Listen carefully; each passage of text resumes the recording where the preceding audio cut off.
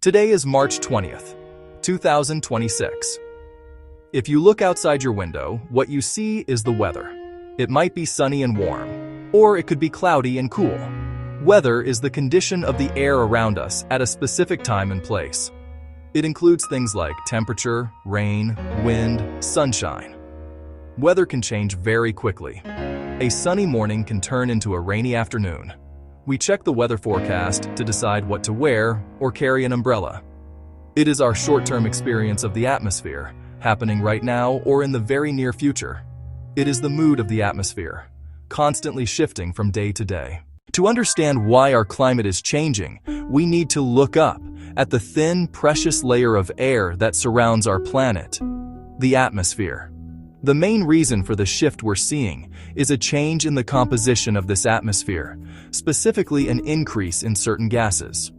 These are called greenhouse gases, and they act much like the glass roof of a greenhouse. They let sunlight pass through to warm the earth, but they don't let all of the resulting heat escape back into space. The most significant of these gases, because of its sheer volume, is carbon dioxide, or CO2. But it's not the only one. Methane and nitrous oxide are also powerful greenhouse gases. While they are less abundant, they are far more potent at trapping heat, molecule for molecule. Now, for thousands of years, Earth has had a natural blanket of these gases. It's a crucial part of what makes our world habitable. That blanket traps just the right amount of the sun's heat, keeping the planet at a comfortable average temperature, warm enough for life to flourish. Without this natural greenhouse effect, Earth would be a frozen, uninhabitable rock, with an average temperature well below freezing. For millennia, this process was in balance. Nature had its own system for regulating these gases, known as the carbon cycle. Carbon was released into the atmosphere through things like volcanic eruptions and animal respiration, and it was absorbed by oceans and growing plants. This steady, cyclical exchange kept temperatures stable. That remarkable stability is what allowed human civilization to develop and thrive. But over the last 150 years, that balance has been dramatically disrupted.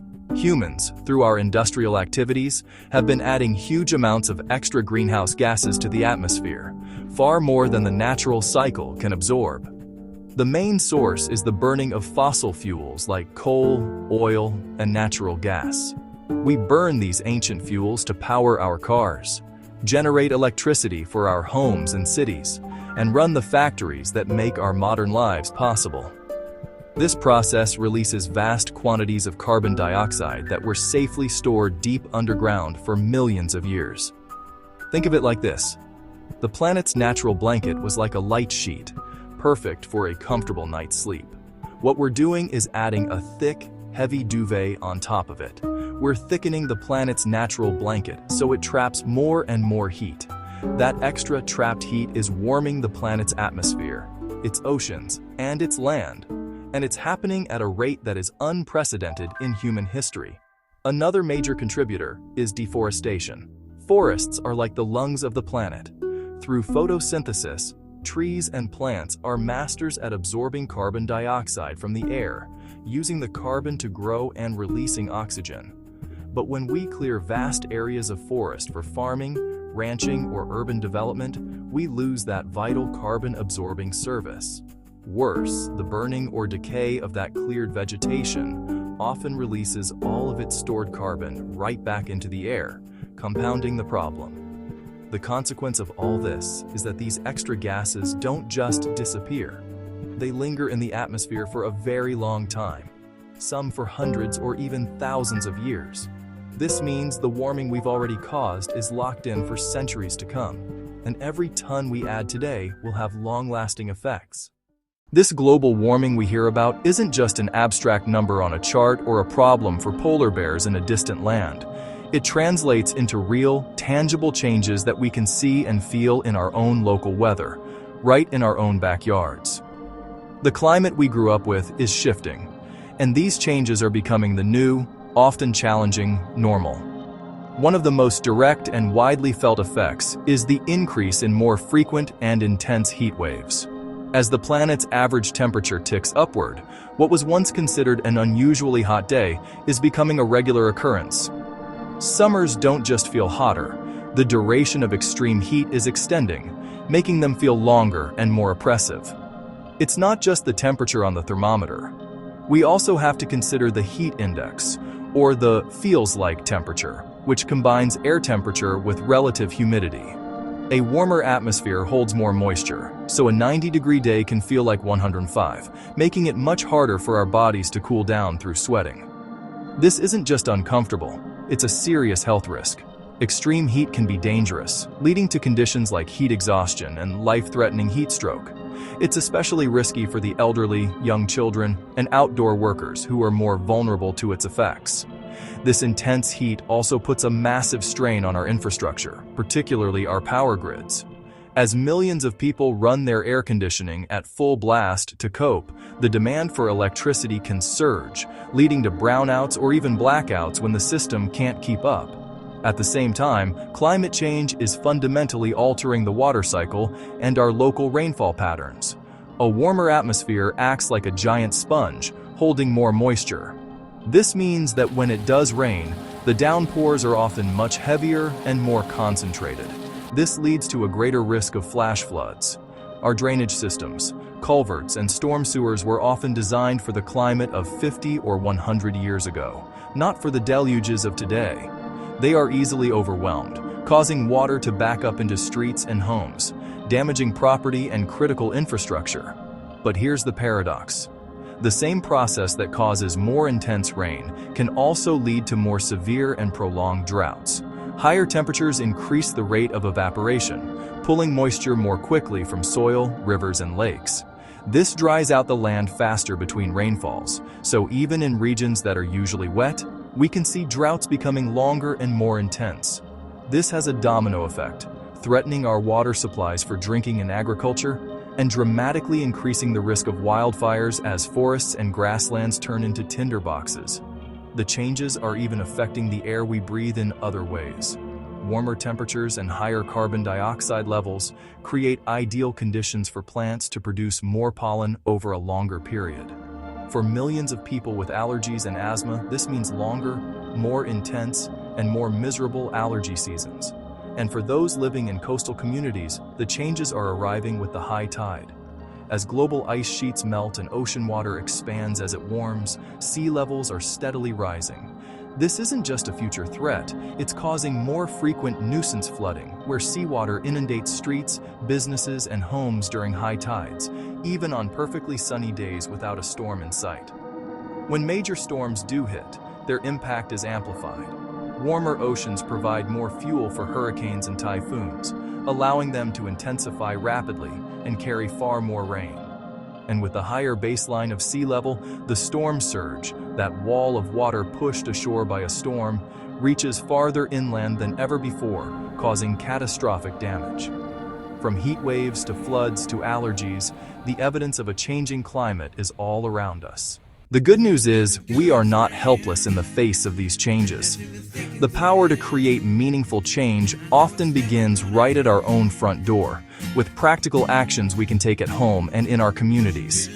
Let's explore some of the most effective strategies, starting with the place we know best, our homes. It all begins with mindful energy use. A smart thermostat, for example, can learn your schedule and adjust temperatures automatically, saving energy while you're away or asleep. It's a simple upgrade with a quick payback. Another easy win is switching to LED bulbs. They use up to 90% less energy than traditional bulbs and last years longer. Also, remember to unplug electronics or use smart power strips to stop phantom load.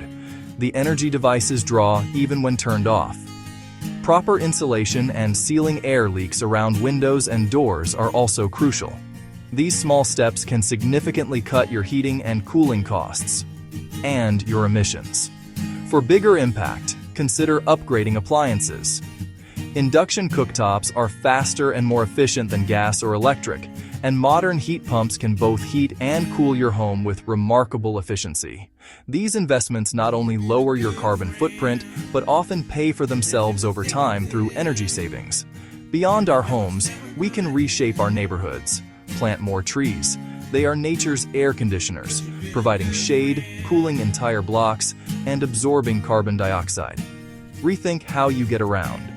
Whenever possible, choose to walk, bike, or take public transit instead of driving alone. Advocating for safer bike lanes and reliable transit makes these choices easier for everyone. Our cities can also adapt. Investing in cool roofs, surfaces that reflect more sunlight, helps lower building temperatures and combat the urban heat island effect. To manage more intense rainfall, we can upgrade drainage systems and integrate nature-based solutions like green spaces and rain gardens that soak up stormwater. Community gardens do more than just provide fresh, local food. They reduce transport emissions and build neighborhood connections. And when you shop, support local businesses that align with a low-carbon future. Every action, from changing a light bulb to planting a tree to advocating for better bike lanes, is a vital piece of the puzzle. These individual and collective efforts weave together, creating a powerful ripple effect. Together, we can build communities that are not only low-carbon, but are more resilient, equitable, and prepared for the climate we live in now. While individual and community actions are the foundation, we need strong leadership from our governments. Local leaders, state leaders, national leaders accelerate the shift from fossil fuels to solar and wind and set strong efficiency standards. They fund resilient infrastructure, modernize grids, and expand transit for all. Policies set the rules. Price carbon, offer clean energy incentives, and speed innovation. Climate change does not affect everyone equally. Vulnerable communities are hit first and worst. International cooperation is critical. Finance, technology, and a just transition. Partnership between citizens, businesses, and governments at every level. Facing the reality of climate change can feel overwhelming, but remember, the future is not yet written. The choices we make today will shape tomorrow. The path forward isn't fear, it's action, innovation, cooperation. You have a role to play. Small steps create a ripple effect and build pressure for leaders to act. Let us start today. The time for action is now. Every one of us has a part to play. If you found this video informative, consider supporting the channel. Like, share, and subscribe for more. Thank you for watching. See you in the next video.